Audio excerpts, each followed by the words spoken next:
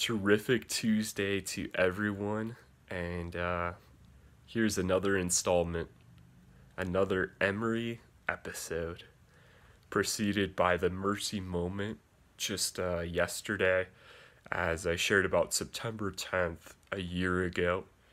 And this morning I want to share another event that transpired September 10th of 2017. It was a Sunday, and I was walking into the NICU after we had been at Desert Breeze Community Church. Pastor A delivered a fantastic sermon, and I was walking in, and there was a guest area within the NICU, and I was walking past that. They had set us up in a private room as Mercy was in her final days, and there was a lot of uncertainty, as I shared yesterday.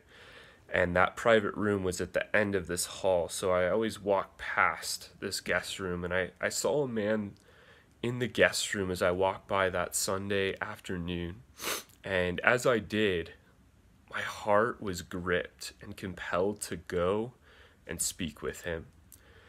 I saw this man days before, and I saw him multiple times. He was consistently coming into the NICU, and when I first met him, here's the thing. First impressions are not always accurate. I saw him. He was tatted, so tattoos head to toe, and he had an ankle bracelet tracker on his ankle. When I first saw him in the NICU, I was concerned. The concerned Papa Bear came out. Okay, what is this guy doing? He has an ankle bracelet. And it was really cool as I jumped to judgment, friends. God fathered me by convicting me, and he said, son, you're missing it. That man is heavily oppressed. You love him. So I had a heart transformation, which is so liberating, and maybe you need to hear this morning. Judgment, it's not worth it. It really isn't.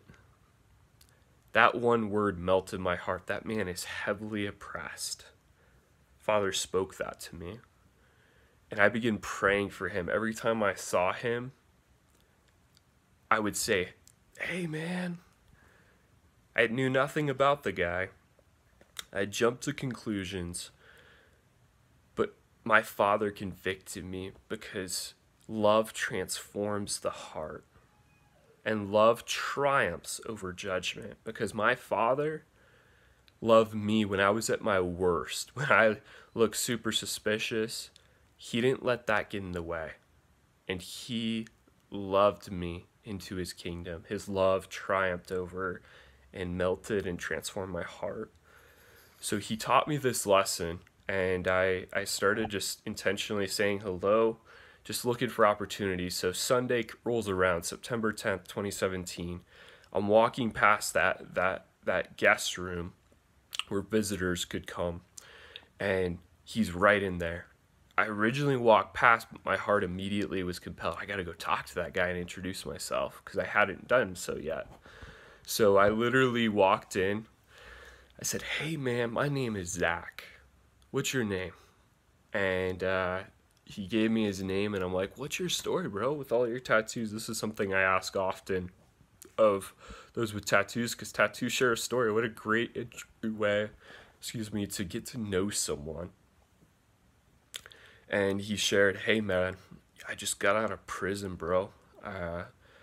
My son's in here in the NICU, and we're actually moments away from transferring to Phoenix Children's Hospital to get PDA ligation. I'm like, no way, man. My daughters, both Emery and Mercy, have had PDA ligation. It's the valve between the heart and the lungs that was open, that kept allowing oxygenated blood that should be flowing to the body flowing back into the lungs, so the body wasn't getting the oxygenated blood. I'm like, oh, no way, man. My daughters have been in here, and at that point, so September 10th, they had been in for over 50 days. both Emery and Mercy, and we've been through a lot already. And I was like, hey man, well, let me tell you our story. And I encouraged him and just got to share our story, very raw, authentic, from a dad to a dad, without judgment, without barriers, in pure love. It was amazing, guys. It was so cool. And on top of that, I got to share a godly view of masculinity. I could see this brother was hardened by the world, hardened by pain, and just as Father had spoken to me, that man is heavily oppressed. So I started to share, bro, godly masculinity, it's okay to cry. I want to tell you, I've cried many times. It's one of the most healing things you can do, bro. It was just Holy Spirit driven, just sharing straight from the heart words of life and words of encouragement. So he and I just connected immediately, and they're moments away from transferring his son from St. Joe's to the NICU over there to go into the OR room to have this surgery at Phoenix Children's Hospital, which is just down the road on Thomas Avenue, if you're familiar with Phoenix. And I was like, hey man, as we wrapped up and he had to get going, I said, hey, can I pray with you, brother? He said, absolutely, man. So I grab his hands, I squat down, and I start praying for this man, for his family, for his son. And as I'm praying, I hear sobs. And as I hear this, I hear chains breaking. I hear his heart being liberated. And this man that was heavily oppressed, I believe Jesus set him free in a new way. This wouldn't have happened if I would have stuck in judgment. Religion is so centralized on judgment. The religious spirit is arrogance and judgment. And my father has been breaking that, because I grew up and I was very religious, but I'm set free. I'm a son of the living God. I'm fathered by God. And judgment has no place, because judgment is built on arrogance, and it rejects people to build up self. And Jesus did not, let me say it again, did not come to bring judgment. He came to bring healing and peace, restoration, and love that transforms the heart. So I challenge you, is your life being built on the religious spirit of judgment, or is it being built on a love that transforms the heart? And I build on my episode yesterday, my mercy moment. Your pain is not a prison in which you cannot reach out to anyone around you, but you will find you are liberated as you reach out to others within your pain. It brings healing to your heart and revives your soul, because life is bigger than self.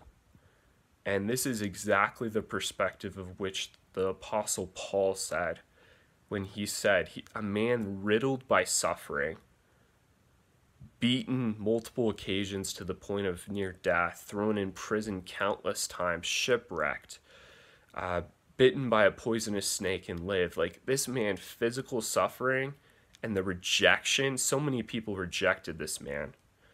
History tells us he was short and not the best looking dude, but he had the power of God flowing through him, and when he spoke, God's power was revealed. This man knew suffering intimately. And he said, I endure all things. He didn't say I endure all things for myself, because I'm just so excited for heaven for me and me. No, he said, I endure all things for the sake of the elect.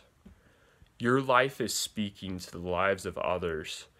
And if you are a son or daughter of the living God, God is using your life to draw some people that aren't yet in his sheepfold to know him through your pain if you allow him to. This is the perspective of suffering that my Father has fathered me in.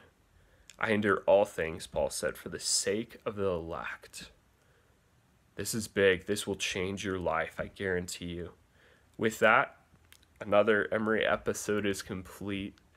May this liberate your heart, transform your perspective, and may you be empowered to live with eternal impact, with an impact that echoes through the chambers of eternity of Jesus' supreme victory, eternal victory in his lordship. Love you guys.